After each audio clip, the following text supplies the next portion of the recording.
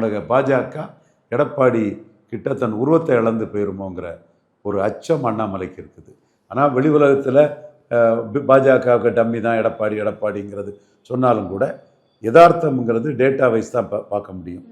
இதுவரை எடப்பாடி பாஜகவை தான் தனக்கு டம்மியாக்கி கொண்டு போயிருக்கிறாரு. 20 எம்எல்ஏ சீட்டு தான் கொடுத்தாரு.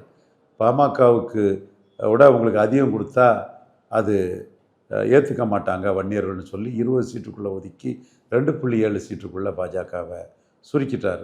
இப்போ அன்னைக்கு 3.7 விழுக்காடு எடுத்த கட்சியை 2.7க்குள்ளே சுருக்கினார். இப்போ 11.4 எடுத்த கட்சியை குறைஞ்சபட்சம் 8-9% வாக்குக்குரிய சீட்டாவது வாங்கணுங்கிறதான் அண்ணாமலைக்கு நோக்கம்.